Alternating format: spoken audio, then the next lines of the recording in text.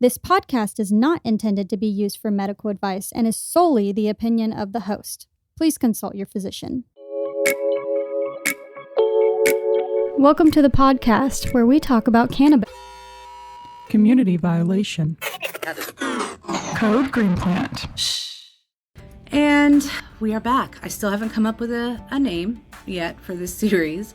I'm taking my time. I am your host, Christi Chanelle, and I am riding solo today. Let's see what we're going to talk about today. I kind of just kind of go with whatever I'm thinking for that day. Yeah, so I'm not really sure. I kind of wrote down a few notes as to what I was going to cover. I just wanted to talk a little bit about putting out the episode that I put out last week. I was really kind of nervous. I almost didn't even post that it was on YouTube. I don't know. There's something weird about kind of marketing yourself. It's just put it there and just see what happens, but I know that it helps to do that. So I went ahead and did it. And I posted a short on Facebook and I got some really great comments. And I'd like to cover some of the comments that I'm getting as I'm putting different things out. But before I do that, I'd like to talk a little bit about what got me here. I just have a lot to say, and I want to get to know you, and I want you to get to know me, and I figured that this would be the best way to do that. I was born, let's go way back. Let's take it way back. I was born in Dallas, Texas. My mom and dad met at a go-kart place that he was working at, and they fell in love. And they had me, but unfortunately that didn't last, and they got divorced. My mom was a single mom for a while until she met my stepfather, and I was about 5 years old when they met. And then we ended up moving to New Jersey, which is from where he was from. So I was raised in New Jersey. I came to New Jersey as a foreigner, more or less, to children anyway. In first grade, I'm there. And I have this little southern accent. And I'm like, hi, my name is Christy. And yeah, so I was just one of those. I was straight from Texas. And well, they didn't know what to make of me. They were kind of like, this person is really freaking weird.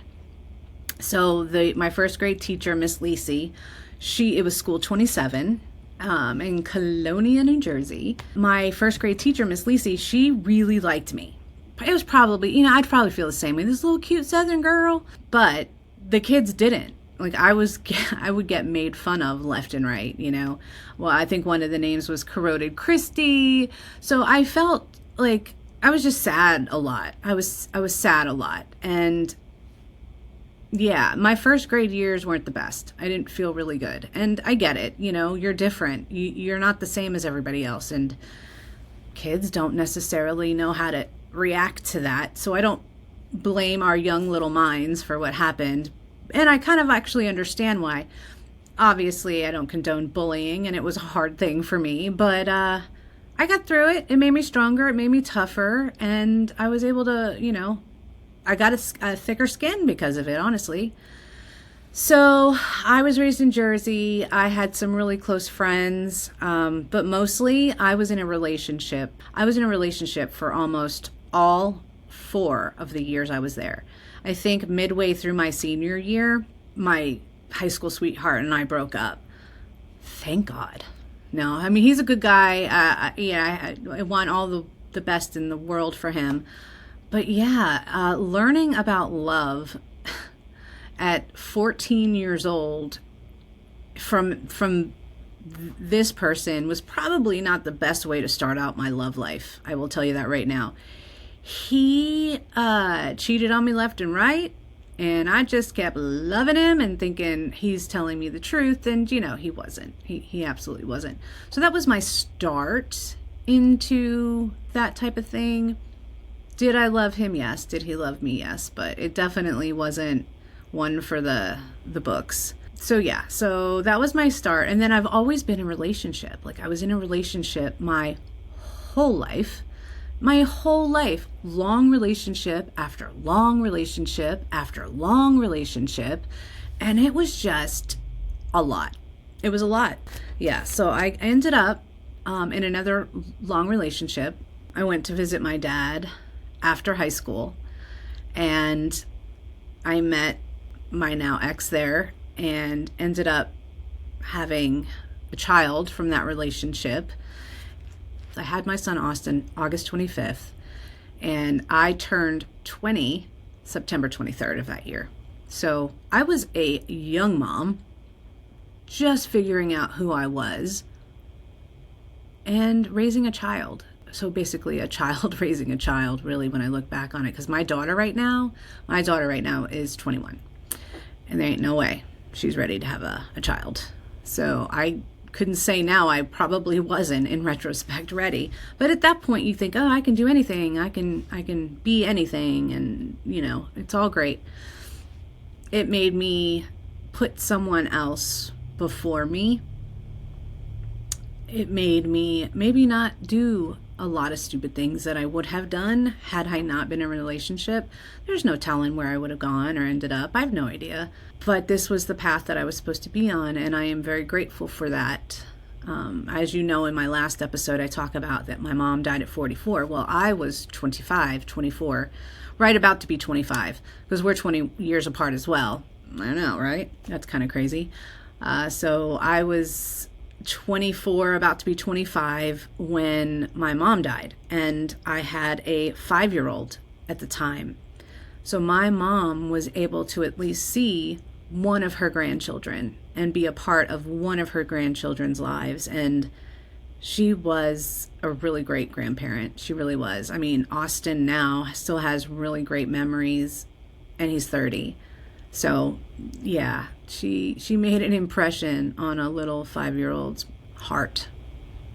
And so he has some really good memories, and I'm thankful for that, because she wasn't able to know my other two. So honestly, it had to be that way. It had to be that way. That was my story. That was my path to be a young mom. And trust me, I made a lot of mistakes along the way. I still make mistakes. I think I get smarter and wiser as the time goes on. Yeah, that first child always has to endure the learning curve, but it gives us an opportunity to be closer because we're 20 years apart. I get off on these tangents, and I apologize for that. I'm creating a story here. I have a point. As we move through my timeline, I met my next future ex, and I met him in New Jersey. We ended up getting married. We were together over 10 years, and we had Hannah Marie. Now, a really cool story about Hannah Marie and her name. Right before my mom died, I was with this person, Hannah's dad. I was in Texas at the time when she passed away. But the week before my mother passed away, for some strange random reason, we ended up talking about baby names. I know, it's very, very strange. And she says, how about, no. I told her I like the name Hannah as a girl's name, and likes it. Oops, let me bleep that out. So if we ever get married, I definitely think it's going to probably be Hannah. She says, well, it definitely needs to be Marie. You need to put Marie on it. It needs to be Hannah Marie, because my ex is Italian. And she's like, it's got to be Hannah Marie. That's the name. And I'm like, you know what? You're right. I love that name. Well, she ended up passing away a week later. Well, she died in 1999. I got pregnant in 2002, and it happened to be a girl. So we got to use Hannah Marie as her name. And I feel like that's her connection to my daughter, is the fact that she helped name her. I mean, you can't write that. You cannot write that. That was just like, it's so strange how life and the universe works. It really does. It's magical. It's truly magical. Especially, well, I can at least say it's magical in my life, and I view it to be nothing but good things. So I had Hannah. I ended up getting a divorce, and I met my youngest son's dad. I ended up being in a relationship with him for over 10 years. So I don't know if you're following along and putting the pieces together. I have been in a relationship with someone since 13 years old. 13. There's never been a full year in that time frame that I didn't have a boyfriend or a husband. So when I will get into Trevor's dad. We have to discuss Trevor's dad. It's not going to be this episode, but we will talk about it because I think it directly impacts cannabis. And so I will save that for another episode, but we will talk about it in more detail. But not today. Yeah, I ended up asking my ex to leave in 2016 for good reason. But I was so traumatized by that relationship that it actually changed me. Like, it changed me to my core. And I found myself one day alone in the house in 2016 looking around. You know, Trevor and Hannah weren't there. Austin's out on his own already. And I'm sitting there wondering, what do I do now? What do I do now? I truly only know being a mother and a girlfriend or a spouse, but I don't know anything about myself, which started me on my road and my path to this. I looked around and said, what's for me? They're all going to eventually leave the house. That's what you do as a parent. You want to raise your kids to get up and leave the house. What am I going to do with myself? What do I do? I didn't know. When I grew up, I was really into choreography. I danced for 12 years. I was on the cheerleading team. I was in voice. I sang. So I was all about performing and entertaining. Mostly, I think in my yearbook, I actually put I wanted to be a professional choreographer. I actually really love to create. Even if I'm not the focal point, even if I'm not the one everybody's looking at, I love to create. But I was no longer a dancer. I was no longer able to do things that I could back then. I knew that. I was very, very aware of that. I started to get into meditating. I started to get into the universe and listening to myself and being positive and spreading positivity and not living in negative. That's the first thing I changed, was that. I started drinking green tea. I started working out a little bit. I started dropping a little bit of weight. All of it happened in that time frame. Then I bought a laptop because I didn't have one at the time in 2016. I bought a laptop. I put it down and I'm like, I want to talk to people. I want to talk to people. Maybe some other people out there going through that journey of trying to figure out who they are, what they're experiencing, how to improve their life. So I opened up my laptop and I started to record. I started to record about everything I was feeling, and it was called The Sassy Onions. I am not asking you to go look, but I am letting you know it still exists somewhere in the YouTube world. I don't even think I have the password anymore, but I have a good amount of episodes on there. But I don't highly recommend you go watch because I do not even know what I'm doing. But it's there. It's out there, so feel free. But while I'm doing this, something hits me that I had never thought about before. I could have my own business. Why couldn't I do that? Like, it had never entered my mind until I turned 43. 43. And then I look back and think, what does that sound, first of all? I honestly hear this noise, and it's probably, see, this is all being done in a garage, a man cave that my dad's created. So it could be a car outside. Anyway, so I had never thought in my entire life that I could possibly be a business owner. It never even entered my mind, which is actually kind of troubling, because I bet you nowadays kids think that all the time. Hey, I could work for myself. I could be an entrepreneur. Entrepreneur was not even a word in my vocabulary before 43. Not even a word. And so that makes me think, why? Why was that never even considered? Could it be because the world grooms you to be what they want you to be? I mean, think about it. Breakfast, lunch, and dinner. 3 meals. Who came up with that? Who came up with that? You know that you need to have 3 meals a day. Why is that? I'm listening. Because some human on this earth said you did. You need to have 3 meals a day. What happened to listening to your body? Just a question. Cue Taylor Swift. Just a question. I would rather listen to my body, personally. But I didn't even know I could listen to my body because I had 3 meals a day that I needed to have to be quote unquote healthy. Okay, so then we go to school. Till we're seniors and we graduate and we're faced with a decision. Do I go to college or do I just get out into the work world? Do I just go for it?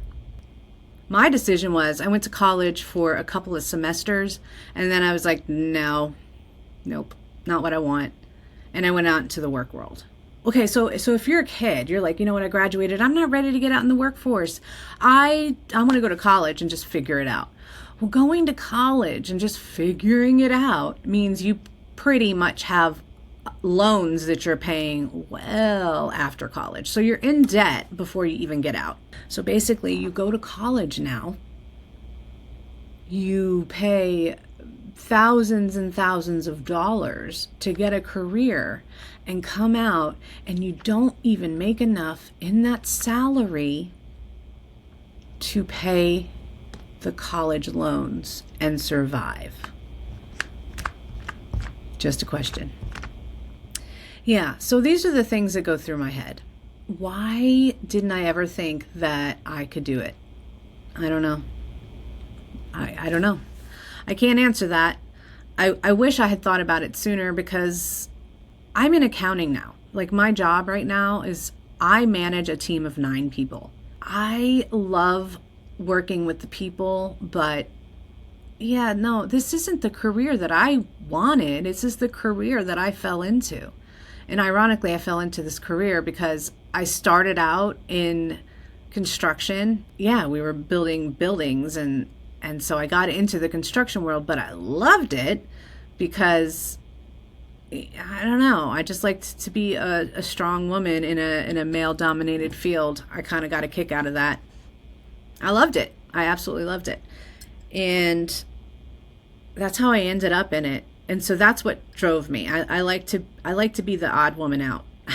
I don't know, it's very strange. I don't like to follow a crowd. That's probably why I ended up in the cannabis industry, besides the fact that that's where my heart was. Like, not once did I ever think that I could do anything other than building somebody else's dream up and working for them and having them pay me. And it has nothing to do with self-esteem. I got self-esteem. I have confidence. And it just never entered my mind until 2016 at 43. So I'm sitting there and I'm like, okay, I think I could work for myself. Well, that was 7 years ago. So as I'm working on myself, as I'm figuring out my life, I've decided I'm really freaking happy. I'm happy single. I'm happy figuring out my life. I'm really not looking for a relationship. And of course you get the people who are like, so are you going to find someone else? Are you going to stay in a relationship or get into a new relationship? Are you on the dating apps? No, I'm not. I'm not saying I didn't try them. I'm definitely not pursuing that avenue. And it's not because I don't have confidence in myself. And it's not because I don't think I'm a good catch. It's because I'm happy right now. I'm good. I was in a relationship my entire life. So these last 7 years are about me. That's just some of the things that have really shaped me and who I am. So yeah, I'm single. Yeah, I'm happy. And I am a business owner today. I know I didn't really cover much on cannabis so much this time, but it's only because I want you guys to get to know me. And I may not cover cannabis every single episode. It just depends on what's on my mind. I may not. Sometimes it could be something else. But I wanted to give you a little bit of history. I don't even know how I'm going to chop that up and edit it because I was all over the freaking place. But I did want to cover some comments because I told you last week that I would. And I think it's pretty phenomenal, some of these beautiful, vulnerable people that are leaving comments on my posts, and it is just touching a lot of people. I would love to get some of these people on. They have some incredible stories. Okay, so this is coming from my Facebook page, which is simply Vibin LLC. I had this one comment on there that I really wanted to kind of share with you. I am finding it right now. Okay, this comes from Nicole. I lost my mom to the Holy Trinity. She was 100% addicted to her opiates, but she had so many doctors and doctors who didn't care, and they prescribed her 3 drugs that eventually killed her. She died in her sleep of an accidental overdose. The Holy Trinity is a drug regimen that includes at least an opiate, benzodiazepine, and carisoprodol. So carisoprodol. I'm not good at pronouncing words, so there you go. She went clean for about a month. It was only when she relapsed that the combo of the meds had the opportunity to kill her, since her usual dosage was now unsafe for her. She didn't realize that, took her usual handful after being sober for a bit, and her body could no longer tolerate the high dose. In turn, I no longer trust pharmaceuticals, and it's nearly impossible to convince me to take them. I do self-medicate with THC. Doctors get mad at me when I refuse opiates because I tell them to fix the problem and stop trying to cover up the problem. They just want to drug you up and shut you up. I relate to this so much. I mean, it's a different story, but it's the same. I think our goals are the same. We don't want to take a medicine because we know that there's more to it. We know that there's more to it. Yeah. I'm trying to say this in the best way that I can. My son told me that I need to be careful with talking about big pharma, but I will touch on it because that's really where my heart is. That's really where my passion lies. I just need to be careful about it, okay? So I am with her 100%. The way that I view it is it's all about greed and money. And that's the reason that cannabis is not out there right now, because it rivals a lot of pharmaceutical drugs. They get, I'm sure, kickbacks. Pretty sure they get some kickbacks. I don't have any proof of that. This is just me doing some research and talking on it. But no, I don't have, I do not have proof of that. I'm sure someone that's listening to this could probably tell me a story or two where there is proof of that. But I myself do not know that story. I just know that one pocket lines the next pocket, and before you know it, everybody's prescribing a drug that has a lot of side effects, and the doctor is saying, I need you to try this, I think it's perfect, and if not, we'll tweak it, we'll add another one here, and when you get used to it, you just take another one. You just take another one because your body's already used to that and it's not working anymore. So let's just add another pill to it. I agree with that. And wouldn't it be cool if we actually knew what was happening? Like, I compare it to the fact that I know nothing about cars. I know zero about cars. So when I take my car to go get something fixed on it, my oil changed, and they come back and say, you need the filter cleaned, and you need new tires, and you need this valve fixed, and this is dirty, and this needs to be filled. And I'm like, I have no idea what you're talking about. So, okay. And they charged me like $1 million, and I went in for an oil change. Well, I compare that to this. You don't know what you're getting. So you have to put 100% of your trust into the doctor, assuming the doctor is giving you the best thing for you. That's my problem. There's not enough education on what's happening.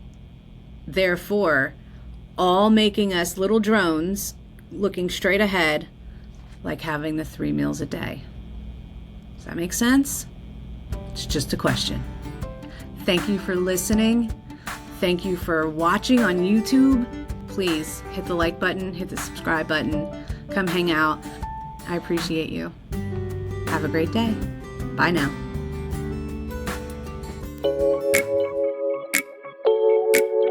This episode of Code Green Plant was sponsored by Simply Vibin LLC. Code Green Plant is a Simply Vibin production hosted by Christi Chanelle, with music produced and mixed by Timothy McGee. This podcast is not intended to be used for medical advice and is solely the opinion of the host. Please consult your physician. If you enjoyed this episode, be sure to hit that like and subscribe button, and don't forget to follow us on social media. Want more? Visit www.simplyvibin.com. We appreciate you simply vibing with us. Code Green Plant.